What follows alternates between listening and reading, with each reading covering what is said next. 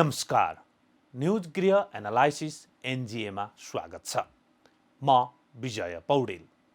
बलात्कार लगायतका यौनजन्य अपराधमा हदम्यादको विषयमा सरकार, संसद गम्भीर भएका छन्। संसदमा यो विषय उठेको छ। संसदीय समितिमा यो विषयमा छलफल भएको छ। कानुन मन्त्रालयले नेपाल कानुन आयोगको सहयोगमा यस विषयमा के गर्न सकिन्छ भनेर काम थालिसकेको छ। प्रधानमन्त्रीले प्रतिबद्धता लगातार जनाइरहनु भएको छ। 8 वर्ष अघि आफूमाथि बलात्कार भएको भनेर सामाजिक सञ्जाल मार्फत सार्वजनिक भएको पछिल्लो यौन हिंसाको घटनामा प्रभावितका पक्षमा सडक आन्दोलन नै भयो र त्यही आन्दोलनको फलस्वरूप अहिले हदम्यादको विषयमा सबै पक्ष गम्भीर भएका हुन्। संसदमा नेपाली काङ्ग्रेसका सांसद डिला सङ्ग्रौला पन्त लगायतले संकल्प प्रस्ताव नै दर्ता गराउनु भएको छ। आजको एनजिएमा हामी यही संकल्प प्रस्तावका बारेमा एनालाइसिस गर्दैछौँ। कार्यक्रमको सुरुवात गरौँ आजको समाचार हाइलाइट्सबाट।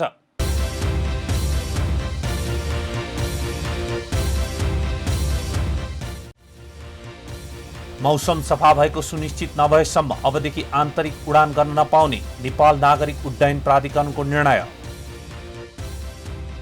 काठमाडौँवासीले धित मर्ने गरी मेलम्चीको पानी पिउन नपाउँदै फेरि बन्द। बाढी पहिरोका कारण वर्षा लाग्ने बित्तिकै बन्द गरियो टनेलको ढोका। स्थानीय तहको परिणामपछि दलहरू रस्साकस्सीमा। नेकपा एमाले गठबन्धन फुटाउने जोडमा, गठबन्धनकारीहरू अझ बलियो बनाउने पक्षमा। गठबन्धन भित्रै भने असन्तुष्टि। सरकारले प्रस्तुत गरेको आर्थिक वर्ष 2079-80 को बजेटमाथिको छलफल संसदमा जारी।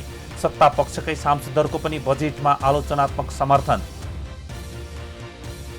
र पुरुष क्रिकेट विश्वकप लिग 2 अन्तर्गत स्कटल्यान्डमा हुने त्रिकोणात्मक एक दिवसीय श्रृङ्खलाको खेल तालिका सार्वजनिक। 11 जुलाईमा पहिलो खेल नेपालले नामिबियासँग खेल्ने। संसदमा संकल्प प्रस्ताव दर्ता गर्ने विषय संसदीय समितिमै उठेको थियो। संसदको महिला तथा सामाजिक समितिमा बलात्कार लगायतका यौनजन्य अपराधमा हदम्यादको विषयमा छलफल हुँदा समिति सदस्यहरूले यो विषय उठाएका हुन्। समितिका सदस्य बिन्दा पाण्डेले बालिकाहरू यस विषयमा बोल्न नसक्ने भएकाले उनीहरूले जुन दिन मुख खोल्न सक्छन् त्यही दिनबाट हदम्याद सुरु हुने गरी कानुन संशोधन गर्नुपर्ने कुरा उठाउनु भएको थियो। यदि सरकार तत्काल संशोधन विधेयक ल्याउन तयार नभएमा वा नसकेमा संसदमा संकल्प प्रस्ताव भए पनि लैजानुपर्ने कुरा उहाँले नै उठाउनु भएको हो। यसका साथै उहाँले यस्ता घटनाको उजुरीमा स्थानीय निकाय सक्रिय हुनुपर्ने विषय पनि उठाउनु भएको छ। हदम्याद राख्नै पर्छ भने उनीहरूले सार्वजनिक हिसाबले भन्न सकेको समयदेखि यतिभित्र उजुरी गरिसक्नुपर्ने भन्ने राख्न सकिएला। होइन भने यति अवधिभित्र नै उनीहरूले उजुरी गरिसक्ने भन्ने खालको राख्ने भने हाम्रा चाहिँ छोराछोरीहरूले न्याय पाउन सक्ने स्थिति बन्दैन। र यसको बारे अलिकति संरचनागत हिसाबबाट पनि हामीले चाहिँ सोच्नुपर्छ। यो चाहिँ अब मन्त्रीजीलाई पनि अलिकति मैले ध्यान आकर्षण गर्न खोजेको चाहिँ हामीले स्थानीय पालिकाहरूमा न्यायिक समितिको व्यवस्था गऱ्यौँ। तर त्यो न्यायिक समितिको व्यवस्था गरेर पनि हामीले त्यहाँ एउटा पनि चाहिँ कानुनी सहयोगीको व्यवस्था गर्न सकेनौँ। त्यसले गर्दाखेरि यो कुरा एउटा र अर्को भनेको चाहिँ यो मनोपरामर्शकर्ता एउटा चाहिँ कम्तीमा पनि एउटा वडा लेभलसम्म नै हामीले त्यो गरिदिन सक्ने हो भनेदेखि यस्ता खालका घटनाहरू घट्यो भने उनीहरूले चाहिँ कम्तीमा पनि त्यो मनोपरामर्शकर्ताकोमा मनोविमर्शकर्ताकोमा गएर चाहिँ भन्न सक्ने र त्यसले त्यो विषयलाई अगाडि बढाइदिन सक्ने खालको कुराहरू चाहिँ हुन्छन्। नेपाली काङ्ग्रेसका सांसद पुष्पा भुषालले बलात्कार लगायतका यौनजन्य अपराध मानवता विरुद्धको अपराधका रूपमा परिभाषित गर्नुपर्ने बताउनु भएको छ। यो घटनाको प्रकृतिलाई हामी अब कसरी व्याख्या गर्ने? सबभन्दा पहिला त महिला विरुद्धका हुने यस्ता घटनाक्रम यस्ता हिंसाको प्रकृतिको परिभाषा गर्नु पर्यो। यो गम्भीर प्रकृतिको हो कि होइन हिंसा? यो मानवता विरुद्धको हो कि होइन? यो महिला विरुद्ध हिंसाको हो कि होइन प्रकृतिको यो अपराध भनेर अब त्यसलाई डिफाइन हरेक कानुनलाई हामी प्रुभ गर्दै जाने हो। यो समयले कानुन माग्छ, तर कानुनलाई पनि प्रुभ गर्दै जानुपर्छ। यो कानुन किन बनाउँदैछौँ त, दण्डनीय किन बनाउँदैछौँ त भन्दाखेरि त्यो हिंसाको प्रकृति यति गम्भीर भयो कि त्यो गम्भीर भएको कारणले नै हामी कानुनमा मोडिफाई ल्याउन खोजिराखेका छौँ, संशोधन गर्न खोजिराखेका छौँ। भन्दाखेरि यो जुन घटनाक्रमहरू आयो, एउटा नाबालकले ऊ बालिग हुँदासम्म उसँग भएका घटनाहरू जति पनि हुन्छन् उसले नभन्न सक्छ, तर ऊ बालिग भइसकेपछि पनि उसले यस्ता घटनाक्रमहरूको विथ प्रुफ उसले गयो भने अपराधी उन्मुक्ति पाउनु भएन। कुनै पनि हालतमा अपराधी हदम्यादको नाममा, यो वा त्यो बहानाको नाममा, डिले को नाममा कुनै पनि कारणले अपराधीले उन्मुक्ति चाहिँ पाउनुहुन्न। उन्मुक्ति नपाउने एउटा प्रमुख कारण के भने हदम्यादै हो। तर त्यो हदम्यादको व्यवस्था राख्दै गर्दाखेरि मलाई लाग्छ कतिपय अपराधीहरू प्रोत्साहित हुँदै जाने र भिक्टिमहरूले न्याय नपाउने र दुरुत्साहित हुँदै जाने।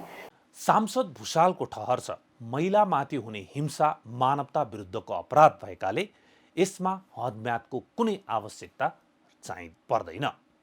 उहाँको तर्क छ हदम्याद राख्यो भने अपराधीले हदम्याद सकिएको भोलिपल्ट फेरि अपराध गर्छ, त्यसकारण हदम्याद हुनु हुँदैन।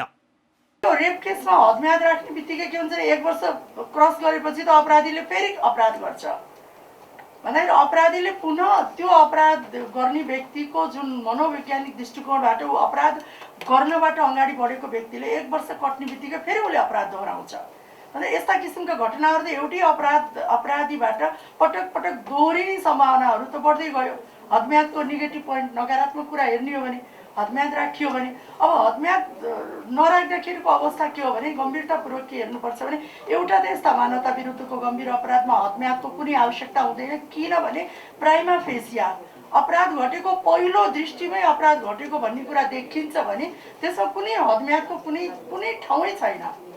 त्यहाँ अपराधीलाई समातेर कानुनी दायराभित्र ल्याउनै पर्यो। त अपराधको प्रकृति हेर्ने बित्तिकै अपराध घटेको भन्ने कुरा प्रमाणबाट पुष्टि होला या अरू विषयबाट पुष्टि हुन्छ। पुष्टि हुने बित्तिकै त हदम्यादको कुनै सवालै हुँदैन।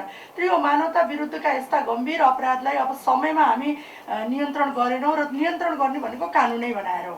तर यहाँ हदम्यादको कुराहरू आउँदै गर्दाखेरि मैले दुईवटा मात्रै कुरा गर्नु खोजेँ। एउटा, पीडितले सरल र सहज ढङ्गबाट न्याय पाउनु पर्दछ यस्ता गम्भीर प्रकृतिका घटनामा। घटना घट्यो, हदम्याद गएको हुनाले न्याय दिन भन्न पाउँदै पाइँदैन यो मानवता विरुद्धको गम्भीर अपराधमा। दोस्रो कुरा, अपराधीले हदम्याद दिने बित्तिकै उसले हदम्याद सक्ने बित्तिकै फेरि उसले अर्को अपराध गर्दै जान्छ भने अपराधीलाई दुरुत्साहन गराउने त हामीले कानुनै बनाएनौँ। हदम्यादको कारणले त अपराधीले पटक पटक अपराध गर्दै गयो अनि त्यसको भिक्टिम त फेरि बालबालिकाहरू वा महिलाहरूमाथि पर्दै गयो। तर यो कानुनलाई रिभिजन गर्नको लागि साँच्चै हामी महिलाको हकमा यी सबै कुरा राखेका छौँ भने मलाई के लाग्छ नि यो मानवता विरुद्धको गम्भीर अपराध एउटा।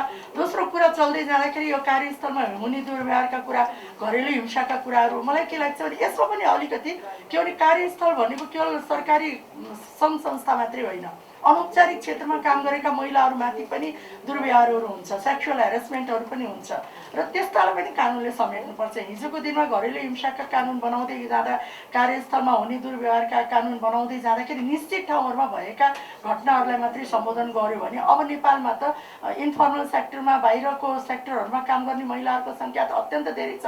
2/3 महिलाहरू त गैर सरकारी क्षेत्रमा, अनौपचारिक क्षेत्रमा, असङ्गठित क्षेत्रमा कामहरू गरिराखेको देखिन्छ भने त्यहाँ सेक्सुअल हेरेसमेन्ट हुनेले न्याय नपाउने, केवल संस्थागत दर्ता गर्ने ठाउँमा मात्रै पाउने भन्ने कुरा हुँदैन। तर मलाई के लाग्छ त्यो पनि एउटा कार्यस्थललाई दुर्व्यवहार हुने जुन कुराहरू छ त्यो त्यहाँ समेतलाई पनि समेटेर बनाउनुपर्छ एउटा। अब हदम्यादको कुरामा मैले केवल मात्र के जोडेँ भने हदम्याद हामीले राख्दै गर्दाखेरि चाहिँ अपराधीले हदम्याद सकिने बित्तिकै फेरि अपराध गर्छ।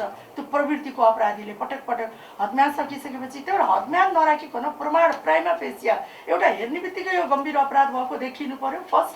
दोस्रो प्रमाणले त्यसलाई पुष्टि गर्छ भने त्यसमा त कुनै हदम्यादको कुनै अरू प्रमाणको आवश्यकता नै पर्दैन। समितिको छलफलमा केही सांसदहरूले पनि हदम्याद नै नराख्ने विषय जटिल हुने कुरा पनि उठाउनु भएको थियो। नेकपा एमालेका सांसद थममाया थापाले हदम्याद नै नराख्ने विषय हुँदैन, कानुनमा हदम्याद हुनु नै पर्छ भन्दै महिलामाथि हुने हिंसा रोक्न कानुन कडा बनाउनु पर्ने माग गर्नुभयो। उहाँले प्रभावितले न्याय पाउने र पीडकले सजाय पाउने सुनिश्चित हुनुपर्ने भन्दै पीडक जुनसुकै बेलामा पनि कानुनी कठघरामा उभिने व्यवस्था हुनुपर्ने कुरा भने उठाउनु भएको छ। फेरि पनि नडोरिनको लागि एउटा सशक्त कडा कानुन कसरी बनाउन सकिन्छ भन्ने कुरामा विद्यमान कानुनलाई पनि हेर्नु पर्यो होइन। र यसलाई चाहिँ अब हदम्यादै नराख्ने भन्ने कुरा पनि भएन, हदम्याद त राख्नै पर्ने हुन्छ, किनभने कानुनमा त्यसरी चाहिँ अब सबै छोडिदिएर पनि हुँदैन। त्यस कारणले गर्दाखेरि हदम्याद पनि राख्नु पर्यो भएको कानुनलाई। र अहिलेको जुन विद्यमान हाम्रो जुन सामाजिक संरचना छ र जुन खालको महिलाहरू जुन हिंसामा परिरहेका छन् त्यस खालकोलाई कसरी रोक्न सकिन्छ, कडा कानुन कसरी बनाउन सकिन्छ भन्ने बारेमा पनि भएका कानुनलाई कसरी परिमार्जित संशोधन गरेर अझै कडा कानुन बनाउन सकिन्छ र पीडकहरू नछुटुन् होइन, पीडितले न्याय पाउन् र पीडकहरू चाहिँ नछुटुन्। जुनसुकै बेलामा पनि उनीहरू समातेर उनीहरूले चाहिँ कानुनी कटघरामा चाहिँ उभिने खालको चाहिँ परिस्थिति कसरी गर्न सकिन्छ। नेकपा माओवादी केन्द्रका सांसद अमृता थापा मगरले सुन्दरी प्रतियोगिताहरू नियमन गर्न प्रभावितलाई राहत एवं क्षतिपूर्ति दिन माग गर्नुभयो। अझ उहाँले त यदि यस्तै अवस्था हो भने सुन्दरी प्रतियोगिताहरू नै रोक्नुपर्ने सम्मको कुरा पनि उठाउनु भएको छ। सुन्दरी प्रतियोगिताभित्रको कन्टेन्टलाई पनि राज्यले सही ढङ्गले विश्लेषण गरेर यदि त्यो राज्यको लागि र अर्थको लागि वा जे समाजको लागि छैन भने त्यसलाई रोक्न नि सक्नुपर्छ र कन्टेन्टलाई चाहिँ तपाईँले परिमार्जन पनि गर्न सक्नुपर्छ र 18 वर्षदेखि माथिकाले जे पनि गर्न सक्छ, त्यो व्यक्तिगत स्वतन्त्रता हो भन्ने कुरालाई पनि हामीले त्यो समाजको आवश्यकता र त्यसको मापनसँग हेर्नु पर्यो। नेपाली काङ्ग्रेसकी सांसद लक्ष्मी परियारले हदम्याद बढाउँदै लैजाँदा झन विकृति बढ्ने हो कि आफूलाई रिस उठेको व्यक्तिलाई जुनसुकै बेला जेसुकै आरोप लगाई फसाइदिन सक्ने हो कि भन्ने खालका कुरा उठेको बताउँदै समितिमा यो विषय कसैलाई फसाउन उठाएको नभई बालिका तथा महिलालाई न्याय प्रदान गर्नका लागि उठाएको बताउनु भएको छ।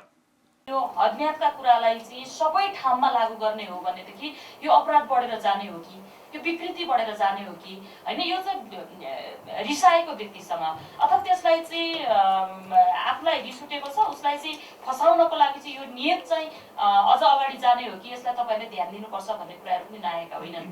तर हामी सचेत कहाँनिर छौँ भनेदेखि हामीले कसैलाई फसाउनको लागि होइन, कुनै अपराधै नगरेका मान्छेहरूलाई चाहिँ डुबाउनको लागि यो कुराहरू हामीले गरिरहेका छैनौँ।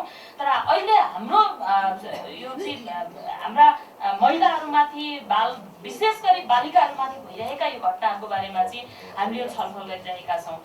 समितिमा उपस्थित महिला बालबालिका तथा ज्येष्ठ नागरिक मन्त्री उमा रेग्मीले बलात्कारको केसमा हदम्याद लगाउन नहुने बताउँदै यसमा कानुन निर्माण गरेर नै सरकार अगाडि बढ्ने बताउनु भयो।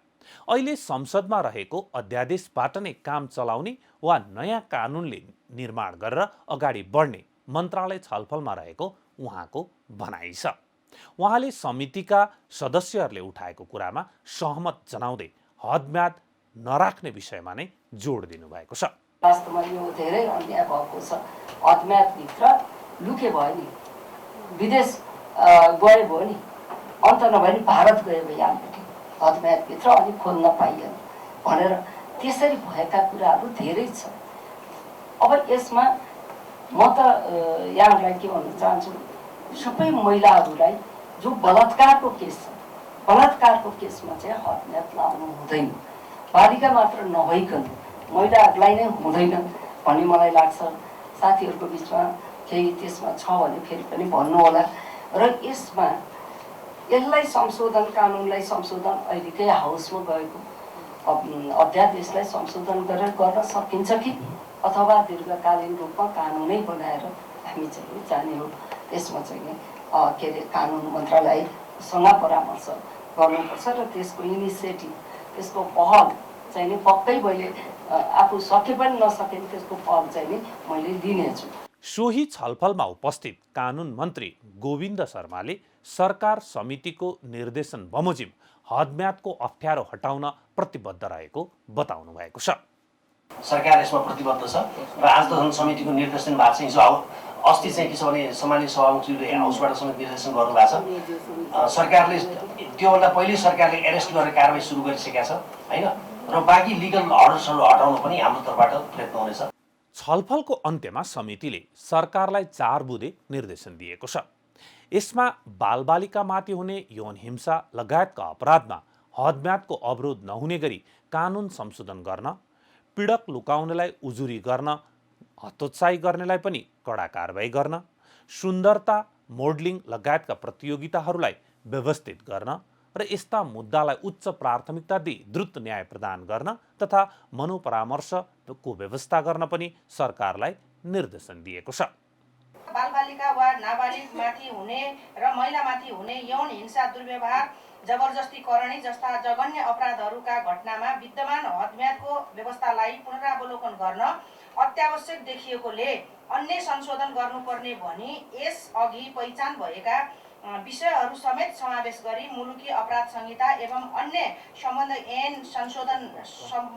सम्बद्ध ऐन संशोधन गर्ने सरकारी विधेयकहरू तयार गरी सङ्घीय संसदमा यथाशीघ्र दर्ता गराउन समितिको यो बैठक नेपाल सरकार, कानुन, न्याय तथा संसदीय मामिला मन्त्रालय, गृह मन्त्रालय एवं महिला, बालबालिका तथा ज्येष्ठ नागरिक मन्त्रालयलाई निर्देशन गर्दछ। यौन हिंसा, बलात्कार जस्ता तथा यौन दुर्व्यवहारको घटना भएको थाहा पाएर पनि सम्बन्धित निकायमा उजुरी नदिने, उजुरी दिन दुरुत्साहन गर्ने, पीडकलाई लुकाउने, संरक्षण दिने व्यक्ति अपराधका मतियार हुन्। मतियारले घटना घटाउनका लागि वा घटना घटिसके पछाडि पीडितलाई न्याय नदिन वा न्यायको पहुँचमा बाधा अड्चन पुर्याउन भूमिका खेल्ने वा सहयोग गर्ने भएकाले यस्ता मतियारलाई प्रचलित कानुन बमोजिम कानुनी कारबाहीको दायरामा ल्याउन समितिको यो बैठक नेपाल सरकार, गृह मन्त्रालयलाई निर्देशन गर्दछ। 3. सुन्दरता, मोडलिङ र मनोरञ्जन क्षेत्रमा विविध वर्ग र प्रवर्ग, उमेर, जात, योग्यता वा सञ्चालन हुने सुन्दरी प्रतियोगिता तथा सौन्दर्य प्रतिस्पर्धालाई व्यवस्थित गर्न तत्काल नियम बनाई व्यवस्थित गर्न समितिको यो बैठक नेपाल सरकार, गृह मन्त्रालयलाई निर्देशन गर्दछ। 4.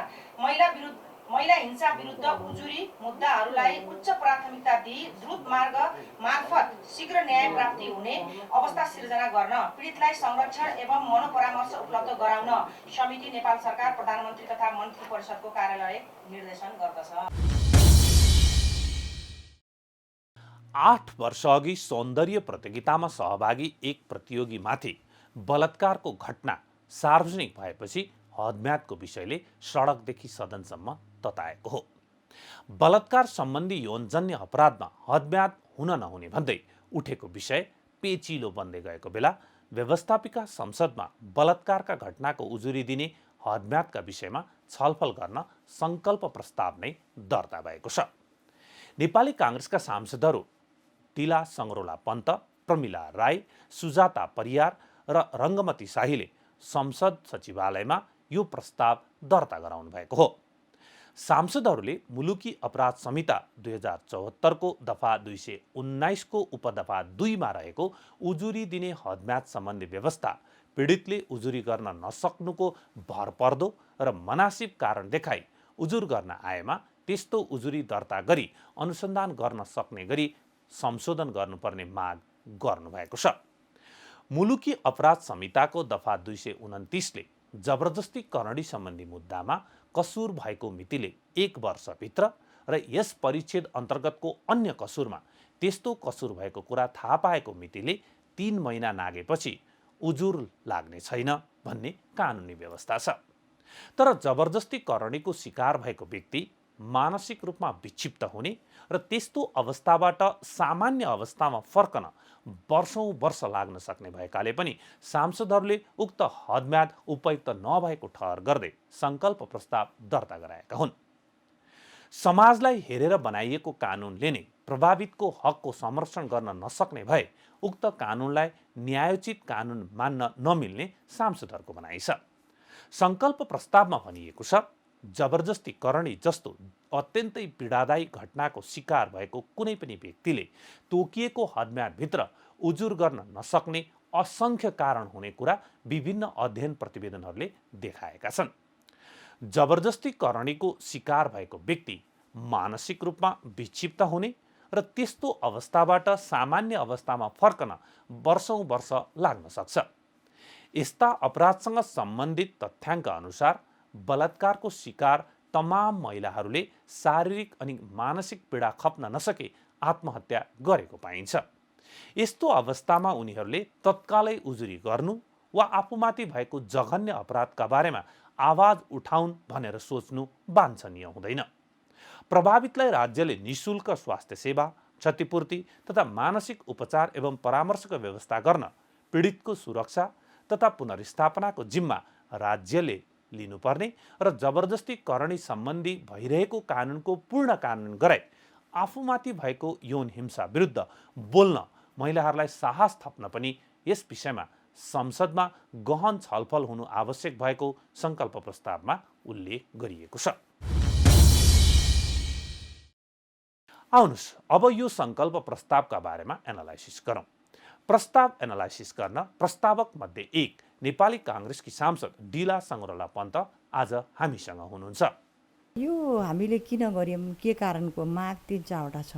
पहिला चाहिँ यो हाम्रो जुन संविधानले धारा 38ले समानताको हक भन्छ हैन, समानुपातिक समावेशी प्रतिनिधित्व भन्छ।